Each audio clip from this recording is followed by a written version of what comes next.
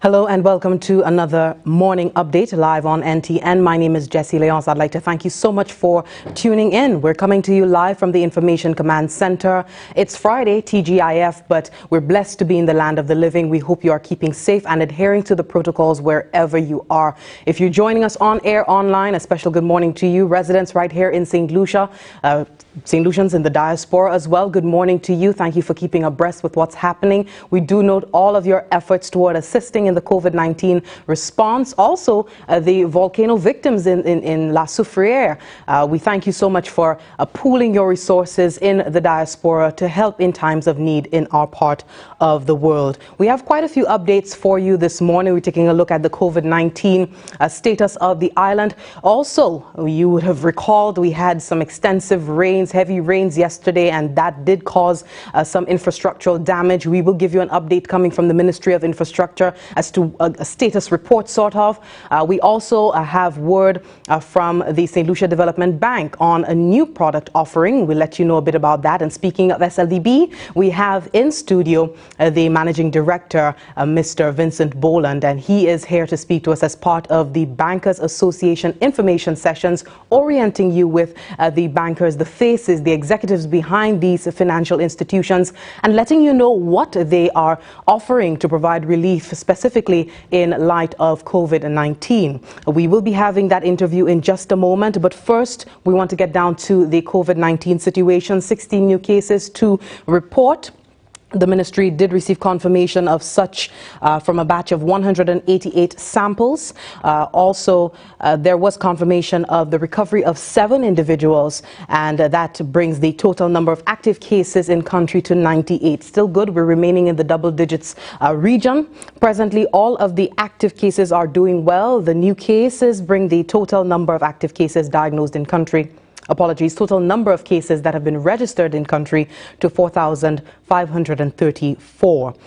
We did receive an update in terms of the vaccinations to date. I'm going to let you know about that in just a moment, but first we hear from the vaccination manager, so immunization manager, in the person of Ms. Tekla Jean-Baptiste. She did indicate that St. Lucia has joined the Americas in celebrating the 19th vaccination week during the week of the 24th to the 30th of April. That's this week. The week's observance is being held under the theme Vaccines Bring Us Closer, Get Vax, bringing into focus how vaccines can bring people closer by keeping them healthy and ensuring that diseases remain at bay. This is especially important as the hemisphere combats this virus, COVID-19. Tekla Jean-Baptiste, as I indicated, is the National Immunization Manager. We do start off with a clip from her for this morning. Take a look. The COVID-19 pandemic has challenged the Caribbean region and the rest of the world, affecting us from all dimensions and causing us to interact in unimaginable ways. As the Department of Health and Wellness reflects, it is noted that we have come a long way from where we were at this time last year. Although we are still in the pandemic, significant steps have been made towards achieving the normalcy which was stripped away from us as a result of COVID-19. Several clinical trials were on the way towards a vaccine or vaccines that could protect us from COVID-19 and its complications.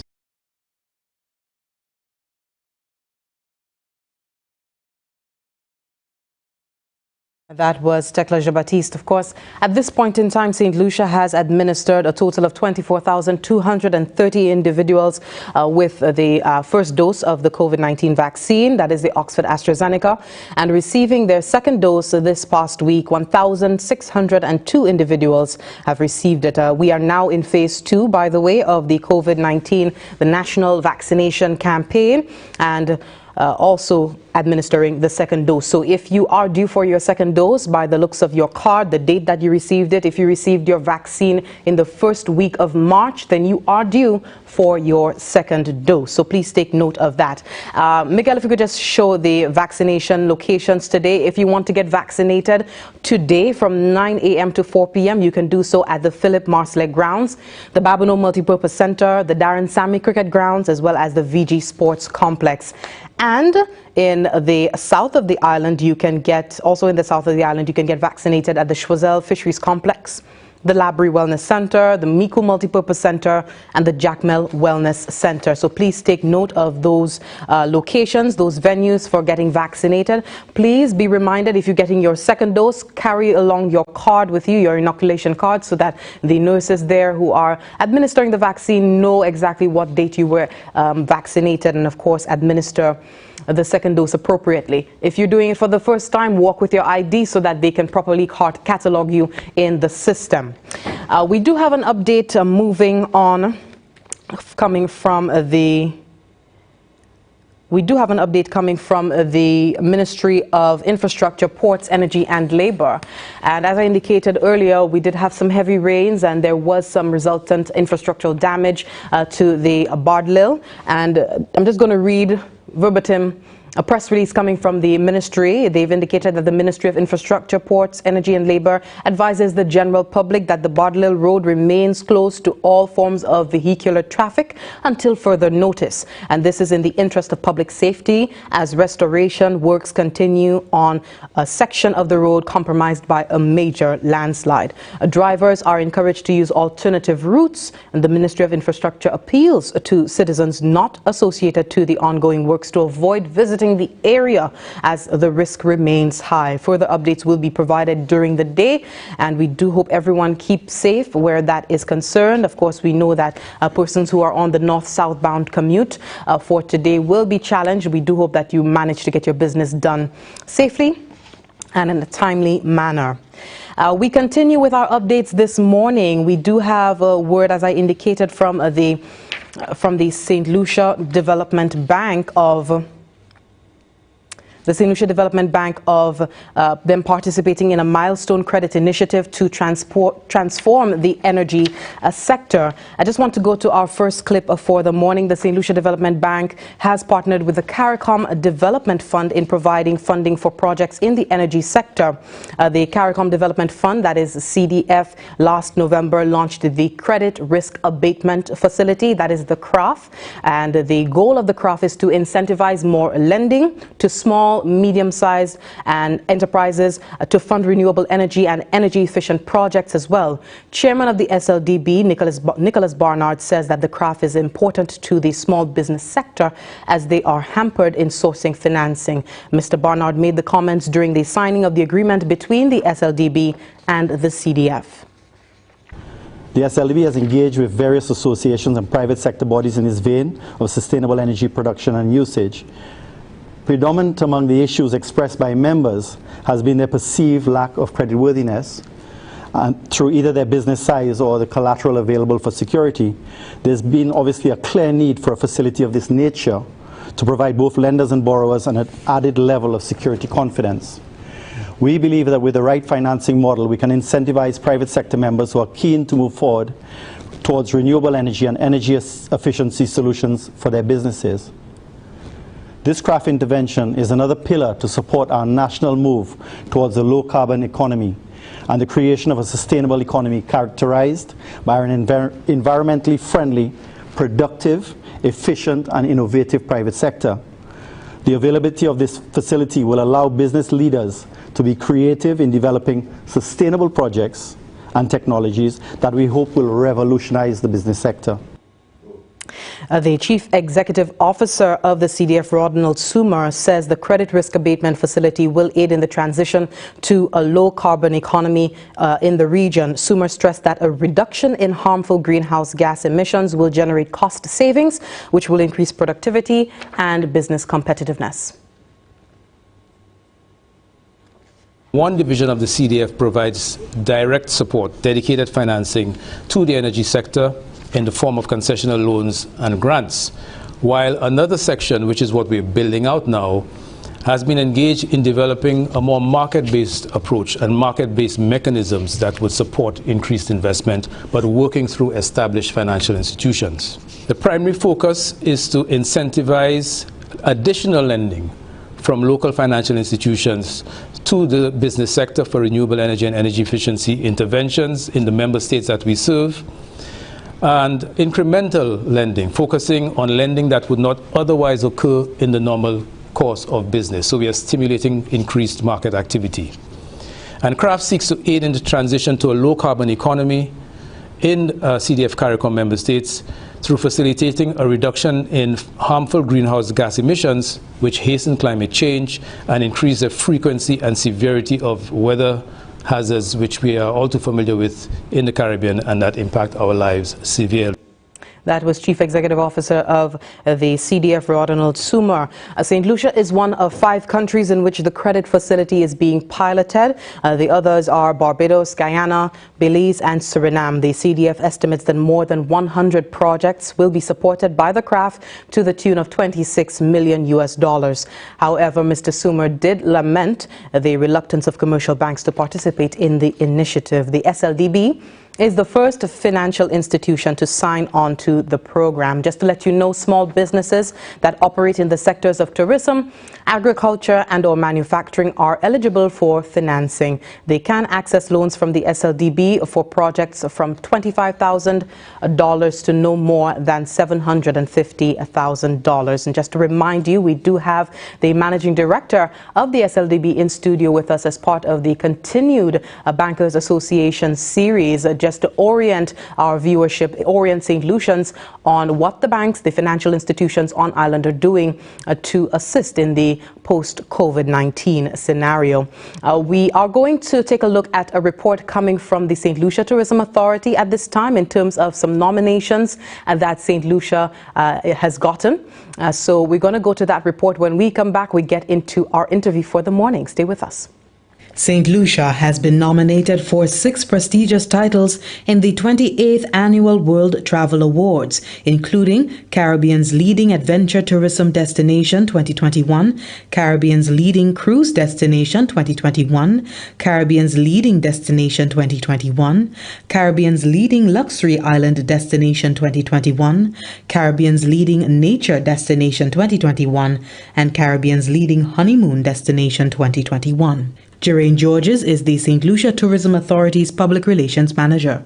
Now, the World Travel Awards is a global initiative to really recognize and reward excellence in the travel and tourism industry. And travel and tourism professionals and consumers globally are invited to vote for the brands that they consider to be the best worldwide. And so the nominee gaining the most votes will be awarded the winner. So with the 2021 nominations, of course, St. Lucia is eager to add more titles to her prestigious list of accolades. And as we know, in 2009, the destination captured the title of Caribbean's Leading Travel Personality, and from 2009 has continuously won the title of Caribbean as well as World's Leading Honeymoon Destination, with the most recent honor being in 2020. Minister for Tourism, Honorable Dominic Fede, indicated, quote, all efforts made toward the advancement of the destination are to be recognized as a collective, and so we thank our service providers and the people of St. Lucia for continuing to place the destination among meccas of the tourism travel industry.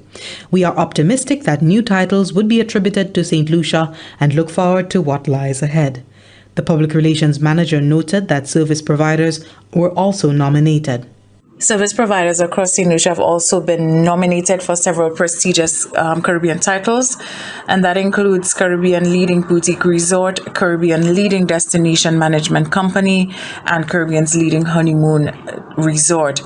And several are also vying for titles of the island's best, and that is St. Lucia's Leading Car Rental Company, St. Lucia's Leading Beach Resort, St. Lucia's Leading Hotel, St. Lucia's Leading Resort, St. Lucia's Leading Destination Management Company, St. Lucia's Leading Tour Operator, and St. Lucia's Leading Travel Agency.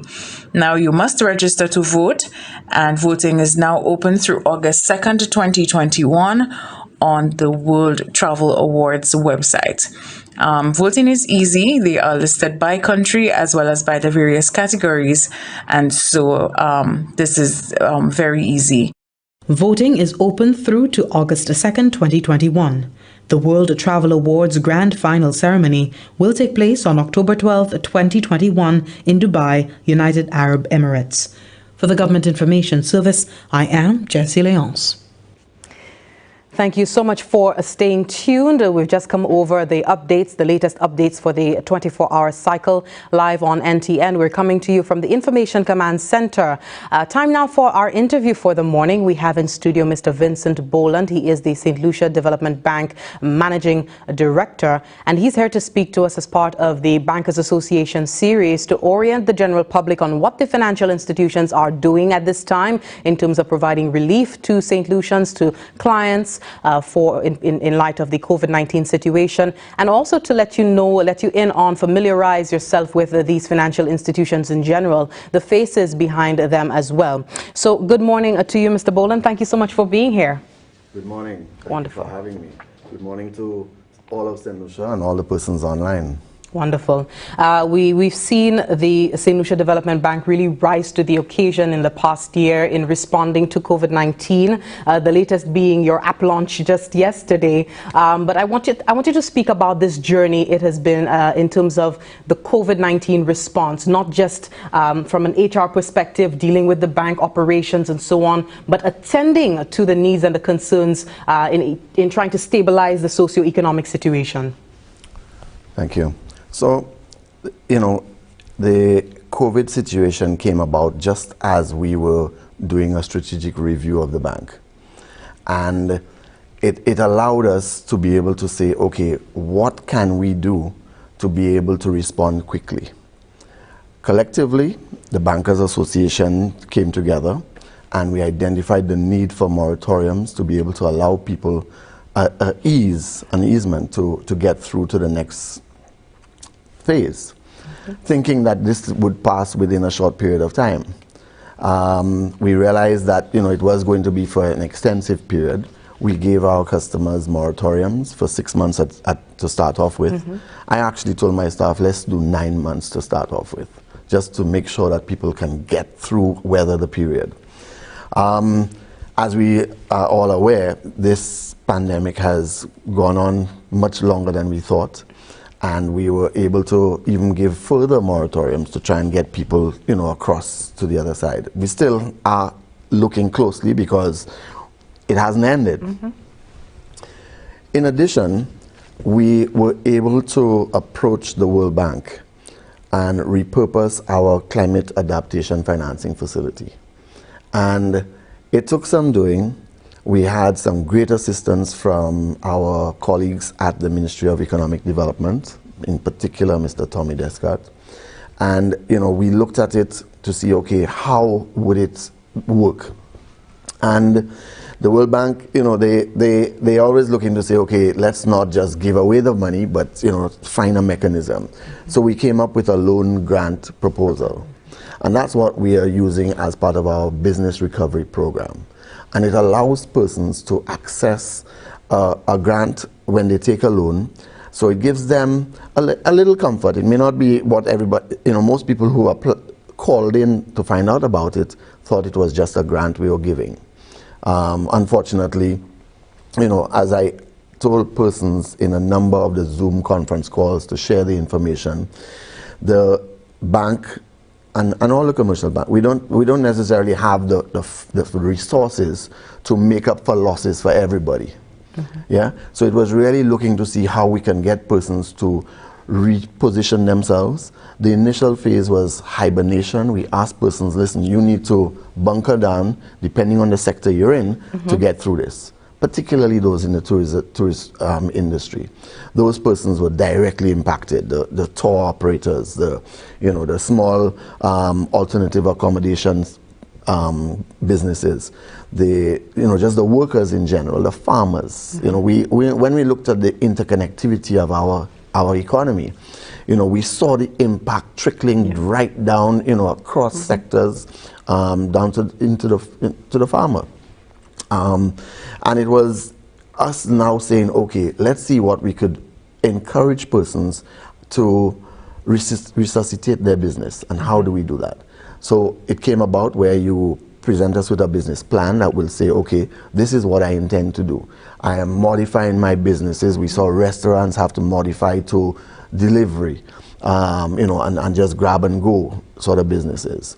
We saw where other businesses had to change their formula completely and have delivery, have online presence. And so our facility was really trying to see how we could get people to digitize their business. And you know, when we think about it, it's my friend at the chamber and we thought that this was really a great opportunity for all of St. Lucia to have a rethinking, a resetting of, you know, their thought process of how they go about their business. It is now the new normal that, you know, we have people doing everything online, or most of our meetings are online. We have, you know, converted to have applications done online. We are conducting our interviews with clients online, you know, to be able to try and get through the process. We, in the early stages, we formed a committee with the board to look at our response and to do so quickly. The good thing is that, you know, our internal process, we had already started to think of having persons to work remotely. We had introduced Microsoft Teams before the pandemic.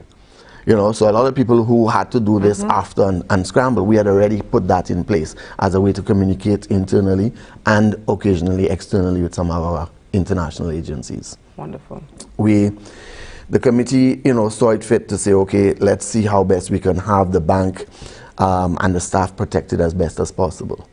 The, you know, rotation started to take effect, and then we decided, okay, let's actually split the bank into two. So if anybody did get infected and there was a problem, it wouldn't cause the whole bank to shut down. Half who was at work at the time physically, we would then deal with those, and then the other half would be able to continue to function. So that's still ongoing, actually, you know, our rotation, where we are trying to say, demonstrate to our staff, let's make sure that they are safe, and that will allow them now to be able to serve the customer. Because if we get sick, then there's no point. You know, the people will not be able to serve the customer as they would like to. Okay. You move from product portfolio to operations. Sure. But just going back to the business recovery program that formed part of the 32 initiatives of the government's economic recovery and resilience plan, tell us what the response and the reception was like in terms of the applications that have been approved so far. So the response was tremendous. You know, a lot of people, I think in the initial stages, thought it was a grant, so they came running to see whether they could have accessed the grant. But as we explained the process, what we are seeing some weaknesses in our overall system, the ecosystem for St. Lucia. And it's been a perennial problem for the bankers, meaning that persons don't have records readily available. So we asked for, hey, the World Bank, certain conditions were put in. For instance, you had to show that you had a 30% reduction in your revenue. Yeah. Wow. You know, now most businesses will tell you yes. They feel a pinch. We had a drastic decline, and we're saying, okay, well, let's see that. Let's see your management accounts. Now, for the smaller business, it's not that readily available. They have to either go and take their bank statements and then come up with, you know, the information to show, listen, this is what I earned before, and this is what has happened to me now. So we're still grappling with that and working through, and we have actually adopted an approach internally to try and see how best we can assist them in generating the information.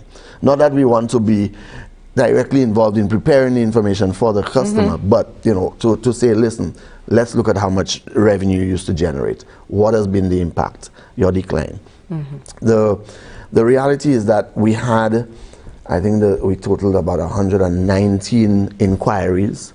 We have generated applications of about $2.5 million.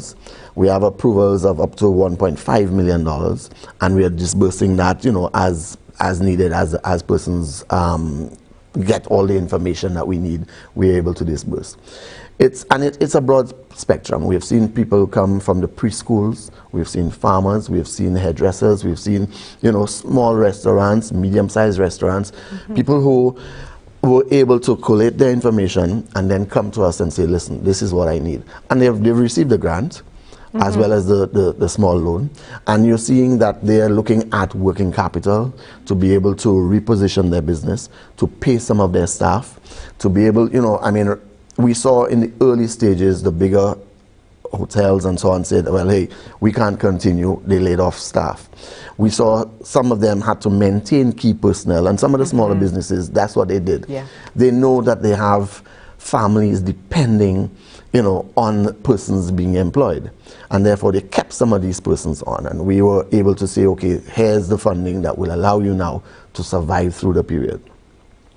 We do know that, everybody is really stretched right now. If you came and you accessed this facility and we give you 6 months of a moratorium to start off with, because that's how the facility worked. Okay. It gave people an easement to say, listen, okay, we will give you this here, you will start to pay us in 6 months' time.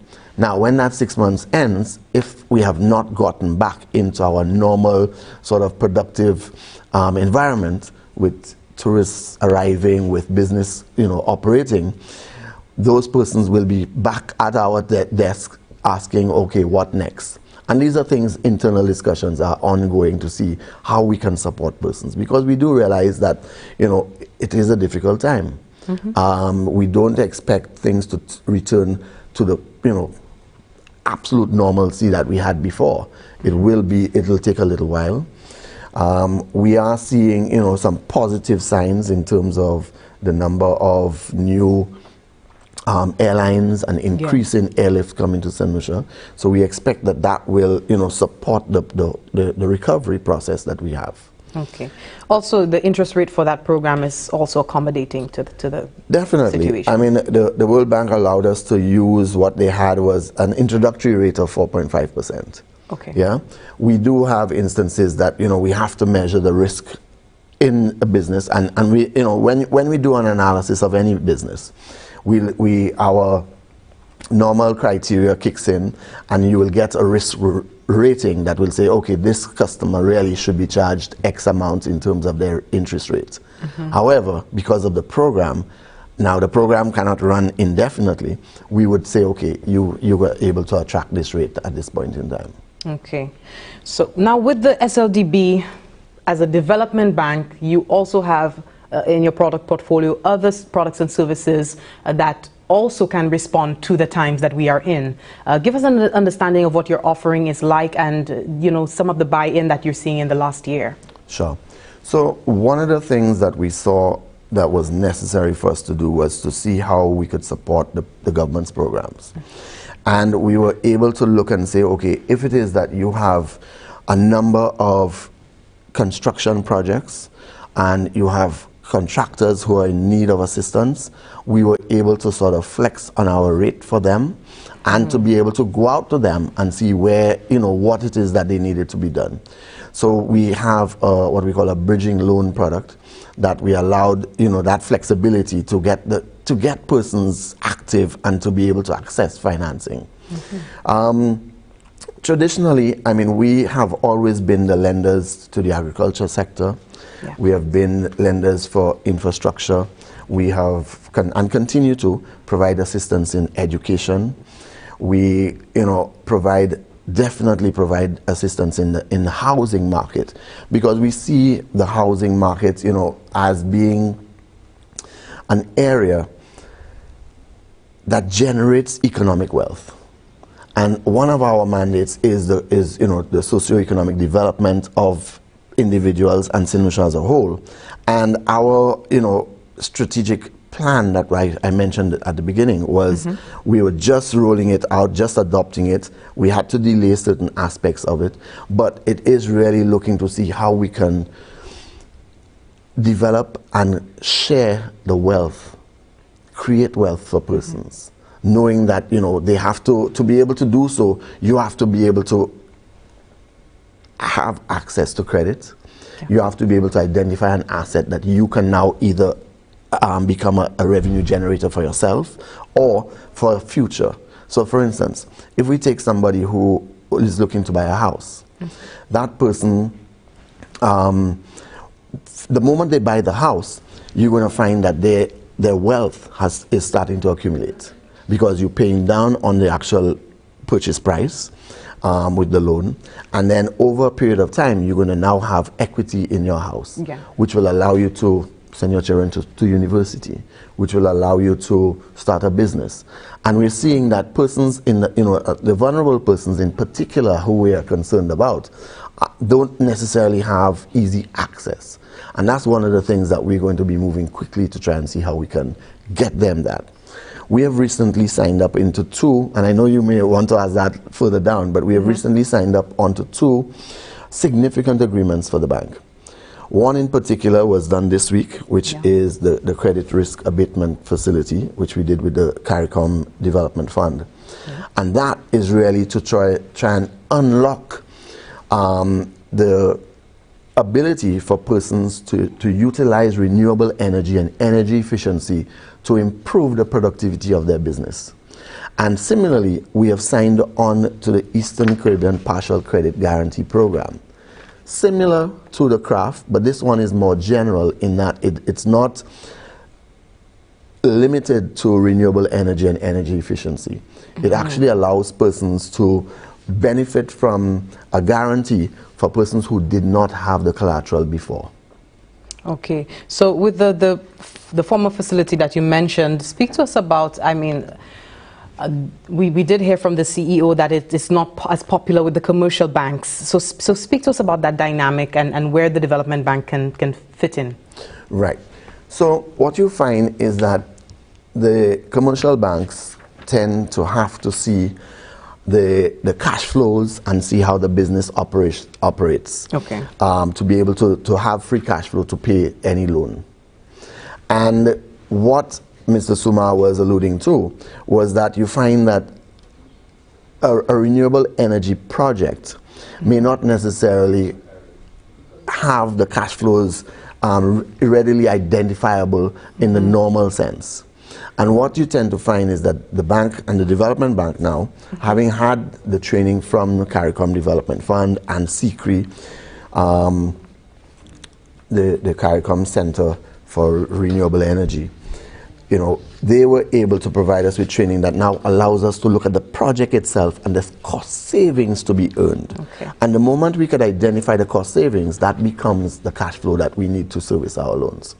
So you have large businesses that may look at, and yes, we say it is an MSME product, but you know, in the context of things, most businesses in St. Lucia may not fall into the large category. Yeah. But we have businesses that they will need to try and see how they can reduce their energy consumption. Sustainability. Right, in terms of the fossil fuel that is being used. And they want to be able to say, okay, let me use solar.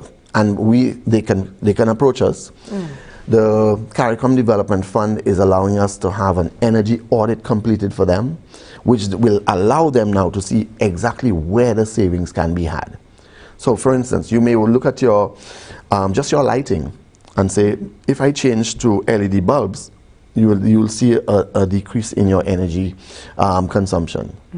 If you move to a photovoltaic system, you'll definitely see a reduction in your electricity bill. So these are areas that we are encouraging persons to look closely at. The CARICOM Development Fund is providing technical assistance that will allow persons to have access to one of these energy service providers that will come to your business, assess what is best suited for you, and also work out the dynamics of the cash flows as well.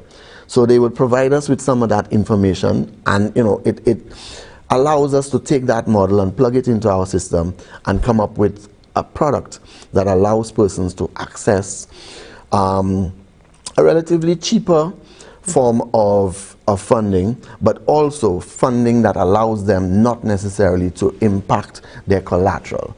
So what you're seeing is that the CARICOM Development Fund is providing a guarantee to persons to say, okay, if it is that you don't have the collateral available, this is where the collateral will be available. And that's a significant aspect for all of us, because you tend to find people who come to the development bank may not have the amount of collateral that they should to allow us to be able to lend to them.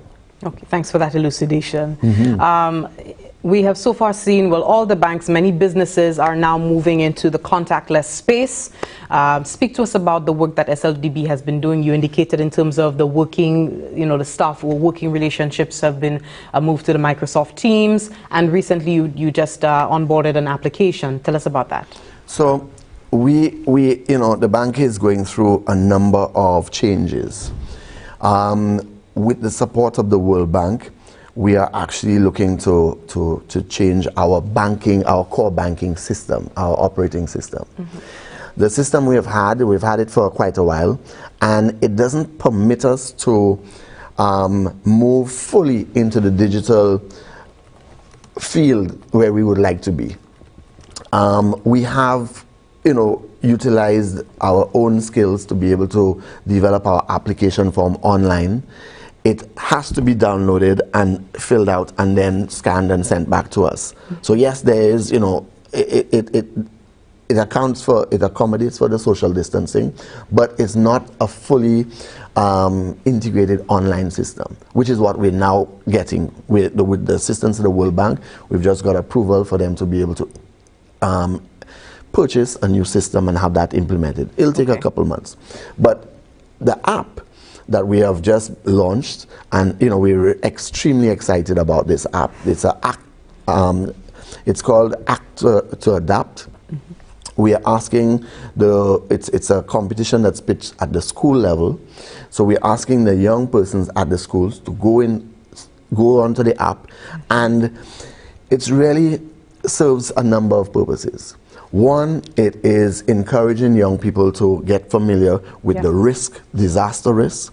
It's encouraging them to look at their own properties that they live in, to be able to say, okay, how am I going to be impacted? So not just the general knowledge of, hey, climate change and the impact of it, but now we're now taking it to their homes to say, am I being impacted? And they can take this app and walk through their home and identify all the areas where they may be potentially at risk. Then, with that, they can then prepare a proposal to the bank and say, listen, I need help to be able to change out the rafters on my roof. Mm-hmm. I need to be able to put hurricane straps. I need to put shutters. I need to be able to have rainwater harvesting, because in the event of a weather system, mm-hmm. There's no water. If I need to be able to have electricity, these things have to be taken care of. So what we're finding is that persons can then prepare this, and they can win a prize of up to $10,000 to assist in the work that needs to be done to make you more resilient. Nice. So it's really looking to build resiliency throughout by getting people more aware of what's happening. The app is going to be available from the 4th of May, which is next week, Tuesday. Yesterday at the launch, we thanked everybody for their input into it. And as you would have heard at the launch, it is really an innovative product that we are looking to have. It will then allow us now to also get a sense of all the persons who may be impacted and need further assistance. So, when we look at freeing up the credit for persons in terms of the ability to apply for loans, and you get the support of a guarantee from the Eastern Caribbean Partial Credit Guarantee Program, or from the CRAFT, the CARICOM, the Credit Risk Abatement Facility. Mm-hmm. And then we now look at the other spectrum and, getting the message across to the young people. And through the young people, they will talk to their elders. That will now have the message clear that, hey, climate change is an issue. You need to prepare for it and find a mechanism. And we have created access to financing for persons who may not necessarily have been able to do so before. Okay. I want to talk about the position that development banks are in right now in the world. I was reading an article recently, and it placed development banks at the center of the COVID-19 recovery in terms of the financial services sector and economic recovery of the countries that they're spaced in. Yes. So I have attended a number of meetings. One in particular is called Finance in Common. Mm-hmm. And there were, I think, close to 200 development banks were supposed to have been represented there. Mm-hmm. And, that was the conversation, to say, listen, the international agencies need conduits to be able to provide assistance to various countries. And one of the conduits that they have identified are the development banks.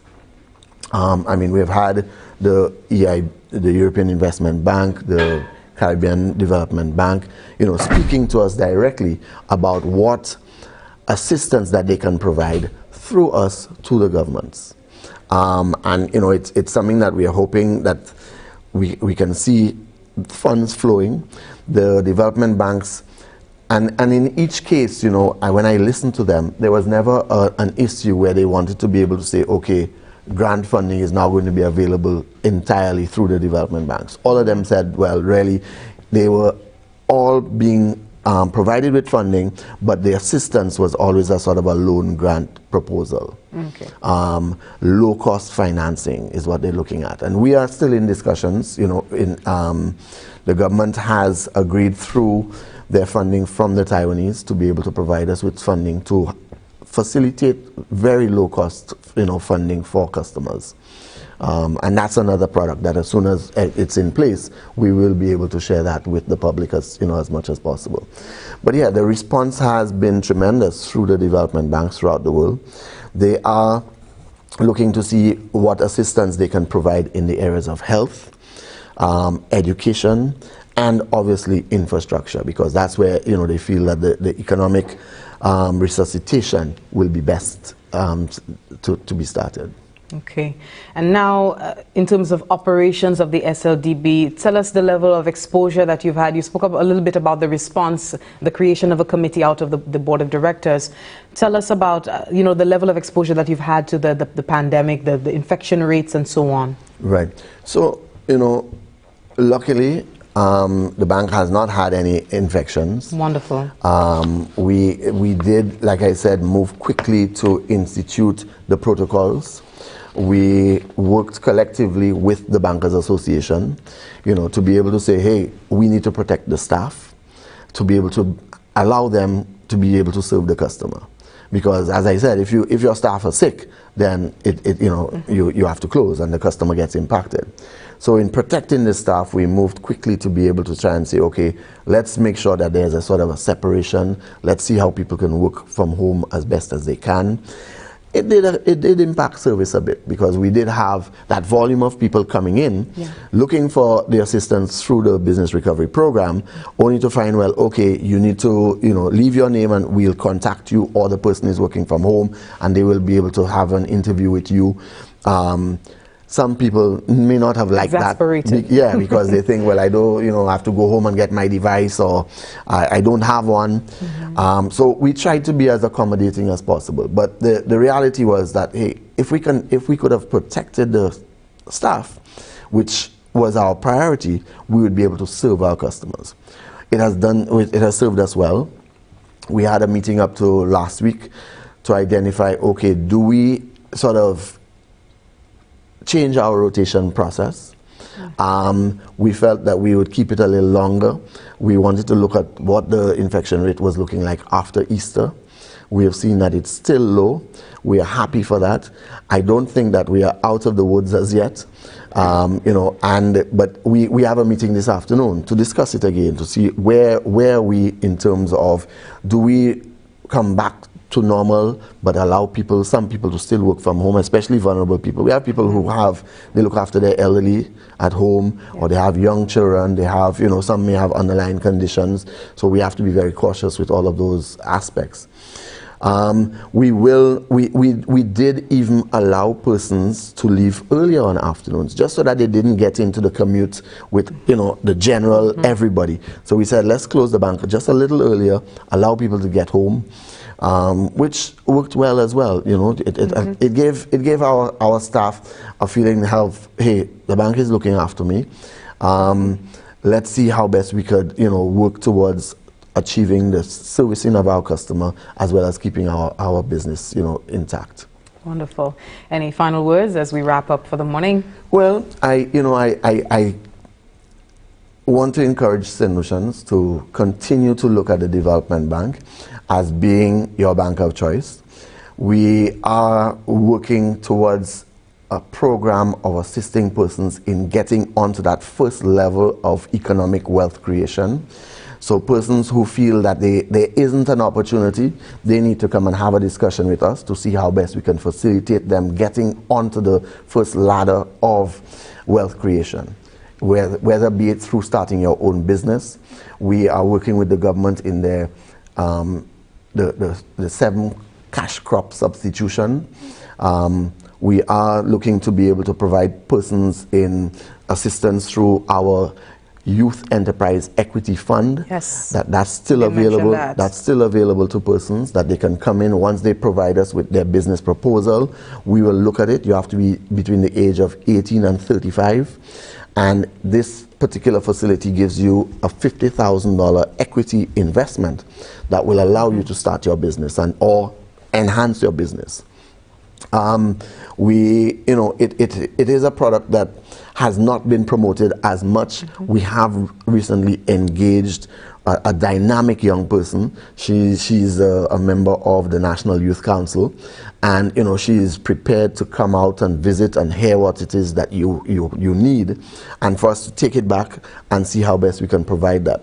Yes, the investment has to be repaid after a 7-year period, but those are things that we can create either a sinking fund to allow people to put aside the money to be able to do so, or at the end of the period they can come and get a loan and close that off and allow somebody else to access it. We've had quite a few people who have accessed it already and their businesses are up and running. Some maybe didn't do so well, but that happens. We know that the success rate for new businesses is low. But our process is to take people through education and training that allows them to be able to access the funding and to be able to get the business going. What we don't want is people who think they have an idea and they only run that business for a couple months and then it's closed and it's over. No. We want you to be able to have a sustainable business, for you to be able to understand what it requires to do so.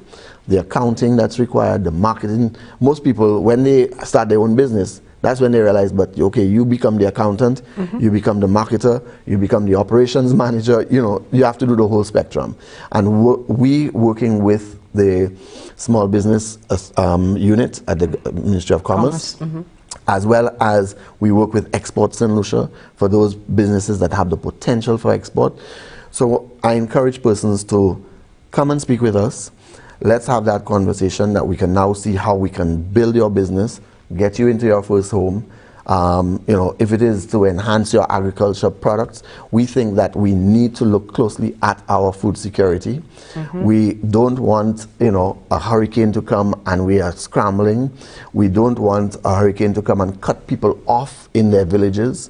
We are looking to see how best we can have people identify areas of elevated ground that will allow for persons to be able to weather any system. The government has identified lots and areas for development, and we want it to be a holistic approach where we come together and identify, okay, what's the best designs for there. I've had discussions with the chief architect, the previous chief architect, of saying, okay, what's the best designs for people that are looking for affordable homes now? And he came up, he has designs for that. People can buy a design for $100 at the Ministry of Planning. Yeah, but we are also saying, hey, while you're doing this, we can move the needle in terms of St. Lucia's contribution to reducing greenhouse gases by making sure we build in a sustainable and green manner. So these are things that we will be rolling out in the near future. We do encourage persons to think about the environment when they are building or doing their business, whatever it is, that they need to be able to look at the impact down the road. We saw the floods that happened in St. Vincent. We saw the floods that happen here. That if we don't build our infrastructure, our homes in a manner that will be able to withstand these things, we'll always be looking for international agencies to support us. I think that we can get the support from the international agencies before the disaster. And that's what they want. But they're also looking to see how we can encourage private sector investment as well. And the private sector will only come when they see a structure and they see a return. And that's what we need to be able to provide for them. preemptive action. Yeah. Thank you so much for your time. Mr. Vincent Boland, the MD, Managing Director at the St. Lucia Development Bank. Quite interesting. I'm looking forward to seeing how you flesh out the YEEP promotion with that young lady and all of your other products and services. Thank you once again. Thank you very much. Thank you, St. Lucia. Wonderful. Well, that's all the time we have for today. We just went through the updates for the morning as well as our interview. It's actually the final interview under the Bankers Association series of interviews that we're doing to help you get familiar with what the financial institutions are doing, particularly in response to the COVID-19 situation. We'll next hear from the Bankers Association in the person of its president, Mrs. Carol Mangal. She will be wrapping up the series, which has been very successful to date. We've been getting a lot of good reviews, persons getting clarity and elucidation on what these financial institutions are doing and what they're providing to residents here in St. Lucia.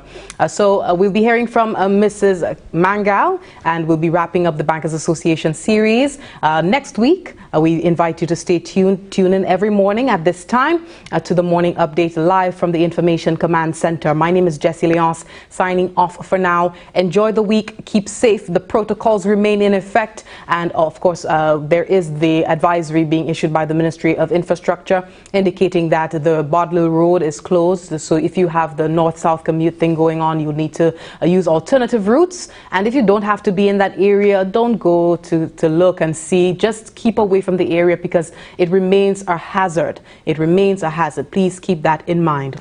Cheers. TGIF. Keep safe. Whatever you do, wherever you go, adhere to the protocols. Goodbye.